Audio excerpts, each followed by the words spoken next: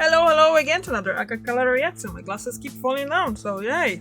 Anyway, so welcome to my reaction video, and today we will be watching the genius design of communist memorials from the present past. And let's just jump into it. Well, I'm coming from a post-communistic country, so some of them, maybe it's there. Maybe I've seen something. Maybe I didn't. Let's see. I haven't seen this one in person anyway, but I've seen the pictures. At a memorial for the Second World War. This is one too. And this. They look different from other memorials. They don't show flags, heroes, or victims. These abstract shapes and geometric forms seem to come from another planet. The Communist Party that built these monuments no longer exists. In fact, the country they're in no longer exists. Oh, Yugoslavia, huh? Look so weird. Interesting. Many abandoned, I thought there would be like more about even USSR. destroyed? Monuments sometimes seem invisible. Do you really know who the local man on the horse is? Well, most likely But not. monuments matter. They show us our values and how values can change. The Second World War was the greatest conflict of all time. Memorials define how we should remember this war. The battle for Stalingrad in the Soviet Union cost more lives than the entire English and American losses combined. On the last day of September, Hitler announced that the fall of the city was only a matter of a few days.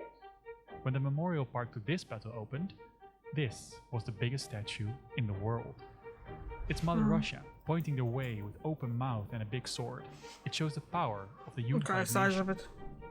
To the west, in Germany, the message of another mother is different. This time she is not victorious, but grieving over the loss of her son, warning for the tragedy of the loss of life war brings.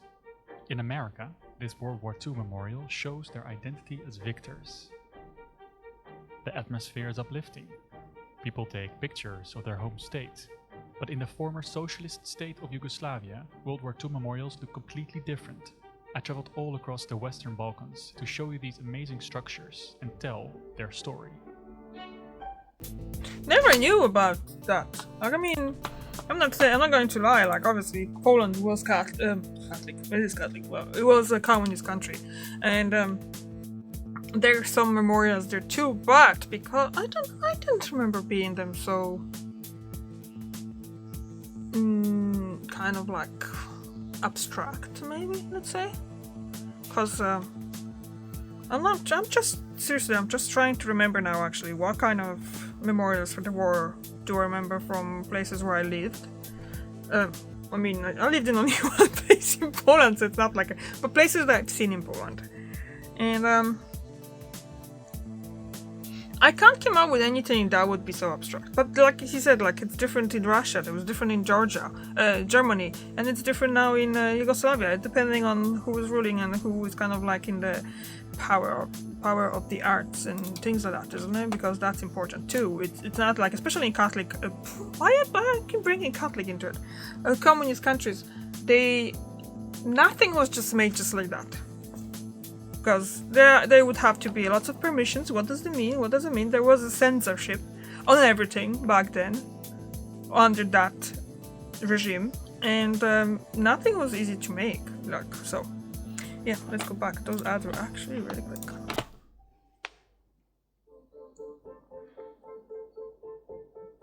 This is Ciętiște. In a field, two roads lead to two concrete shapes. If you pass the monument, you can see it resembles wings, a sign resembling victory. I like monuments, I like Shapes in the art stone like this show as well. abstract faces. Although sometimes it's a bit too abstract for me. This So place was the location of a brave escape. In the Second World War, many people resisted the Axis forces, but the most successful resistance group could be found in the Western Balkans. Somewhere in Yugoslavia, Tito. the famous partisans of Marshal Tito. I didn't the men of realize German that. guerrillas who have staggered 19 fully equipped Nazi divisions. In this valley in I have to learn more about 1943, Tito. Tito and 22,000 partisans were surrounded by 127,000 Axis forces. They made an unbelievable escape, but lost many soldiers. This monument remembers the fallen. It's an amazing work of art, It is. but its design tells a geopolitical story. The war in Yugoslavia was very bloody. An estimated 6 to 11% of the population died. That's almost as much as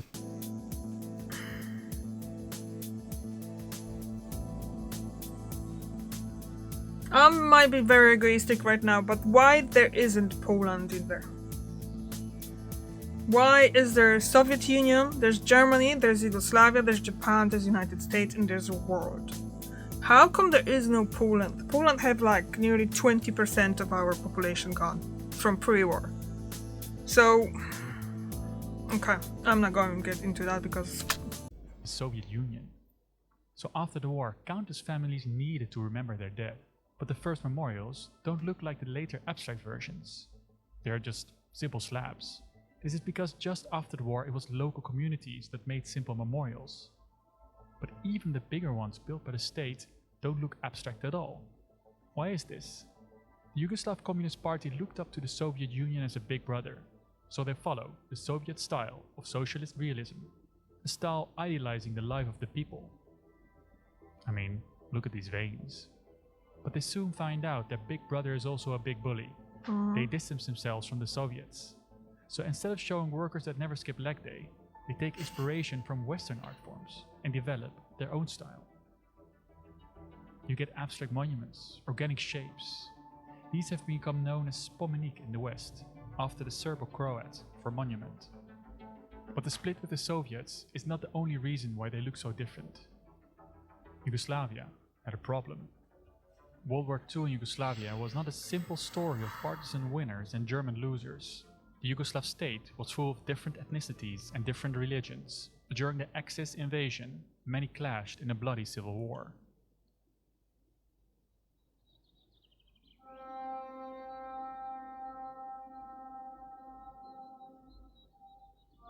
Nazi Germany installed a puppet regime in Yugoslavia.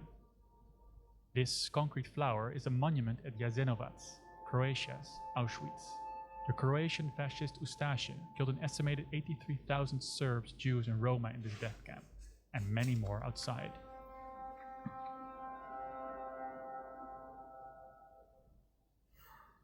But after the war, former enemies now have to live together.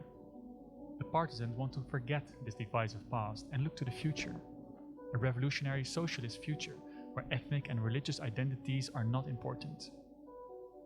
So when a first design for a memorial focused on the suffering of victims, the leader Tito was afraid this would stoke ethnic tensions. So instead, he chose this flower, a symbol of life, rebirth and forgiveness. The Communist Party used monuments to create an official interpretation of the past in order to gain control over the society in the given present. It is not just the party though. Many monuments were initiated by local communities. Instead of religious symbols, you get monuments that celebrate the socialist revolution.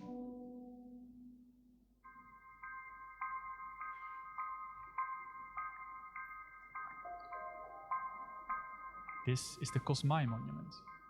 It can be interpreted as a five-pointed star, the same star you can find in the Yugoslav flag, resembling the five fingers of the worker's hand. This monument is to the Kosmai partisans that were fighting the Germans. If you look closer, you see that the structure has 5 individual points, as if gravity does not exist. This sculpture looks futuristic. It almost looks ready to take off. This is not by coincidence. Yugoslav society was an optimistic society, focused on the future. But this future would only be real if new generations learned about socialist ideology. So the monuments also become teaching grounds. This monument in Croatia became one of the most important memorial places. Around 3 million people came to visit. And this is still just one of an estimated 20 to 40,000 monuments to the Second World War. But in the end, the monuments did not succeed in their goal. Unfortunately. This is the Petrova Gora monument in Croatia. It has been erected to remember the execution of thousands of Serbian peasants. It is now completely abandoned. Looters took many aluminium plates. A radio antenna now sits on the structure. This once proud monument is literally a shell of itself, but other monuments have suffered an even worse fate. This is the Makljen monument in Bosnia-Herzegovina. Unknown people destroyed it with dynamite. It's just one of many that did not survive. Why were these monuments demolished? In the beginning of the 1990s, Yugoslavia came to a violent end. I made a video that covers this topic. The nation broke apart, and the fragments that emerged quickly needed to decide what their own story was. For some, that meant a total break with everything that Yugoslavia stood for. This is not our flag. This is a communist flag. Destroying the monuments that were once meant to unite. In other places, monuments were more easily reimagined to fit into the new national identity. But this history was completely ignored when the West discovered these structures. Their alien looks are great for dystopian fantasies. We, who are the last men, earnestly desire to communicate with you. They can be found in artwork, in games, set pieces in Netflix series. But by focusing on their looks alone, you lose important context. This leads to some interesting use cases. The Croatian Auschwitz becomes a pretty backdrop to promote sunglasses. Monuments to massacres are perfect for parkour. And although the appeal of these places is understandable, they are important memorials made to remember thousands of casualties and with a specific socialist goal in mind. They rejected the Soviet example and made their own unique style, in what is arguably the biggest public art project in the world, with the goal to shape different ethnicities into one Yugoslav people. A goal that ultimately failed. Knowing that context makes them all the more interesting. That's a The great. people designing these memorials were really artistic, but to make their dreams a reality, they needed to know math. As a historian, I love words, but I'm scared by equations. Since I started to learn the 3D program Blender, I've been coming face to So face. this is the. Okay, what can I say here now? They're very unique. They're really. That's.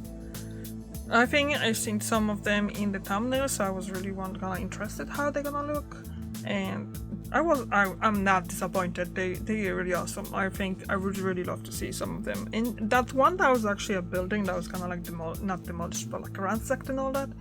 I wonder how that looked before. Yeah, I might look into it then. Thank you very much for watching, and I see you tomorrow. Bye.